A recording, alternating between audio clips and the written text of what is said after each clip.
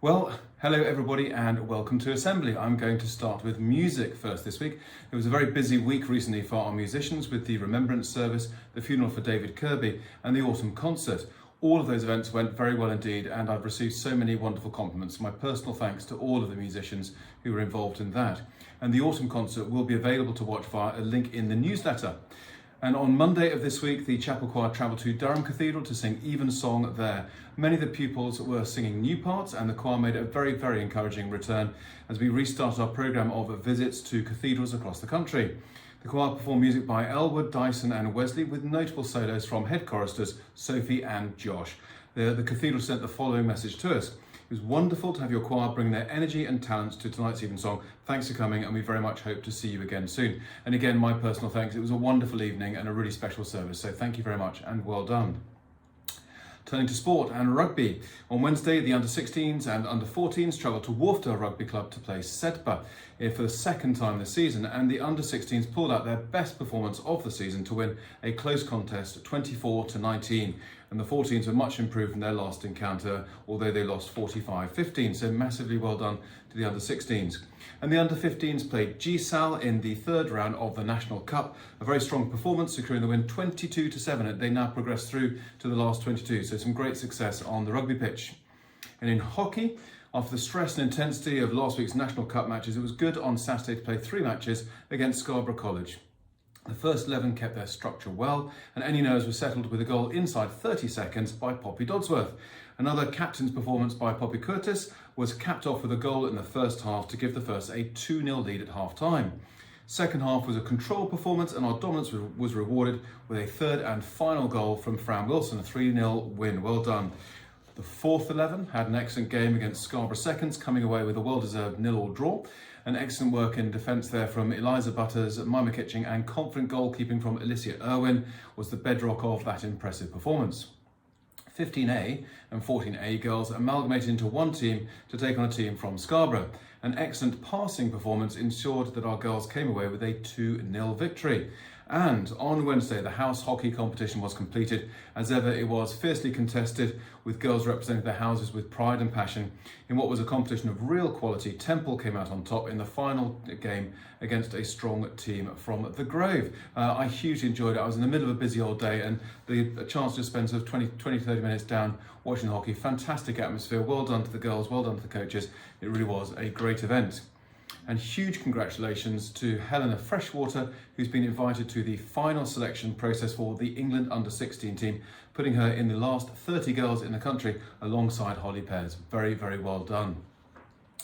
Netball. On Saturday, all 3 age groups, under 14, under 16 and under 19, travelled to Asheville to compete in the county round of the National Schools Netball competition. The under-14 squad played some high-quality netball, finishing in a very creditable 4th place overall after playing 8 very evenly contested games. The under-19 side played with tremendous energy, determination and flair to finish the day unbeaten. And their hard work, passion and sheer determination saw them outplay Queen Ethelburgers, Scarborough Sixth Form and Harrogate Grammar in some tightly contested matches. The under-16 team also put on an excellent display of netball with success against Asheville, Queen Ethelburgers, Joseph Rowntree and Malton, and this now sees both the under-16s and the under-19s through to the regional finals in January. Massive congratulations. Great to see lots of success across different sports and different age groups. And in debating, many congratulations to Schoolhouse, who were the winners of the Junior Interhouse Debating Competition for 2021-22. There were some wonderful speeches from both Hope and School, but School just took the win with their clear structure from end to end. So thank you to all who participated and supported throughout the competition, and in particular to Mr. Walters, Isabel and Justin for judging the final. The junior competition has set the bar very high for the seniors. Congratulations also to the ESU Mace team, who have progressed through to round 2 of the regional competition, where they proposed the motion this House would make fines for criminal and civil offences proportionate to the wealth of the offender. We wish them the very best of luck for round 2 next term. And COP26, well, thank you to all pupils who took part in the COP26 survey, which saw them make pledges as to what actions they could take to contribute to net zero. And pupils also put forward suggestions as to what the school can be doing to help achieve this target. And they're going to be discussed at the next Food, Eco and School Council meetings. The issues surrounding climate change obviously affects us all, and a great variety of ideas have already been collated, such as making the move to go paperless, seasonal menus that eliminate palm oil, and looking at green energy tariffs. So great to see your engagement in that as well. And finally, in recent days, due to various events, I've been thinking about the link and the balance between heritage, stability, tradition, and modernity and innovation. Last Sunday, I had the very great honour of representing the school at the Remembrance Parade in York, with wreaths laid at the War Memorial and military and other uniformed associations marching through the streets. It was poignant, it was dignified and impressive in equal measure, and I was glad to see some of you in the parade and amongst the crowds. On Tuesday of this week, I was in London meeting Alan Mack MP at the House of Parliament. Alan attended St Peter's on a full bursary, and we were talking about our ambition to increase the amount of financial assistance that the school provides in that area and the beginnings of a fundraising campaign towards our 1400th anniversary. So on my way down to the House of Commons, I walked down Whitehall past the Cenotaph and stopped to look at the many wreaths that were laid there last Sunday as part of the National Act of Remembrance. And among the wreaths similar to the ones we laid in the antechapel last Thursday, there were colourful ones from across the Commonwealth, a striking one with all white poppies for peace, with a card saying "Never Again." And most noticeable, of course, were the ones laid by the royal family, including the Prince of Wales's distinctive wreath in the shape of the three feathers of his crest and his motto, Ich dien, or I serve. And last Sunday, of course, the Queen was absent due to a back sprain for the first time since 1999 when she was on a tour of South Africa. And I'm sure I was not alone in having the sad thought of wondering quite how many more times she will be able to attend such events, and indeed how many more times we will sing "God Save Our Gracious Queen" rather than King. It will be an astonishing moment in the history of our country. You have to be over 70 years of age to remember a time before she ascended the throne. Well, after my meeting with Alan Mack, I was fortunate to have a behind-the-scenes tour of the Guards Museum at Wellington Barracks, which I first visited as a 6-year-old and was given a bearskin to wear, which naturally covered my entire head. And that was followed by a heads forum over dinner, where we discussed matters such as the reform of exams, technology, and the wider and deeper purposes of education. All very interesting. And as I had to stay overnight, I took the opportunity to go on one of my favourite runs on Wednesday morning.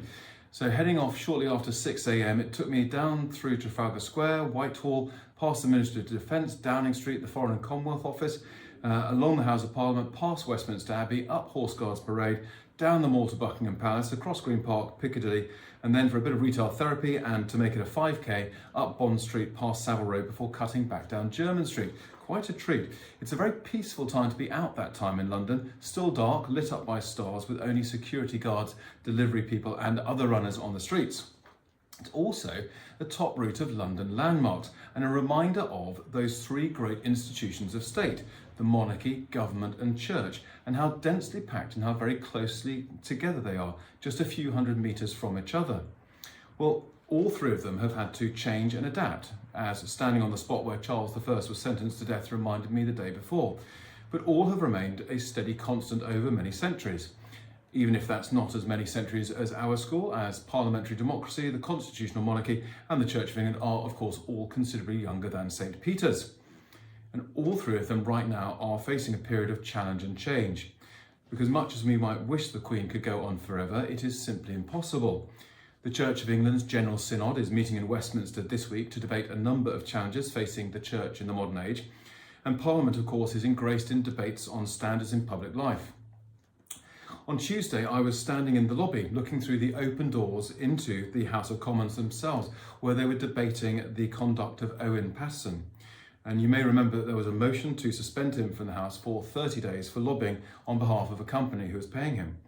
And that was overtaken by an amendment to reform the disciplinary system instead, which went through due to the government's majority, but led to a U-turn from the Prime Minister after a public outcry. I caught the eye of the Speaker, Sir Lindsay Hoyle, and wondered what he was thinking. And to my left, I could see a very slim leg wrapped around another, encased in pinstripe grey, the unmistakable form of Jacob Rees-Mogg giving the case for the government.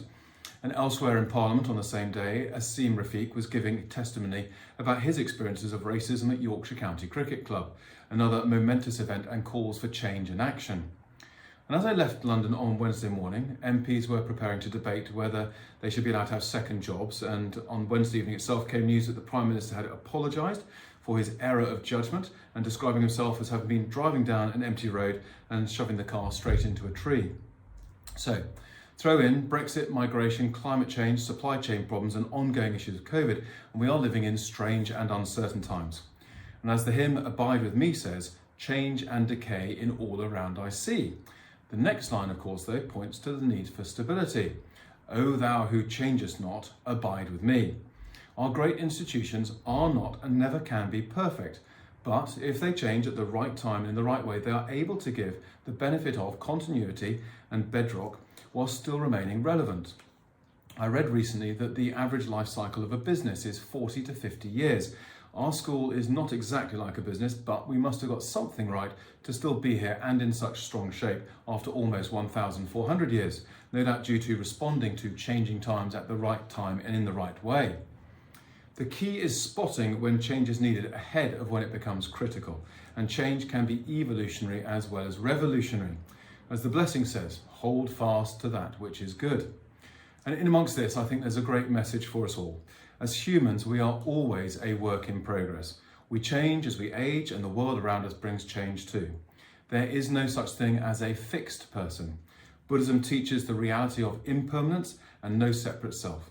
Heraclitus, back in the 5th century BC, reminded us that no one can step in the same river twice because the water keeps on flowing, and Cardinal Newman noted in the 19th century that change is the only sign of life, to give but 3 examples. So, change is natural and not something to be feared, so long as you stand on solid bedrock. I look forward to seeing you all before long, and until then, stay safe, go well, and crack on.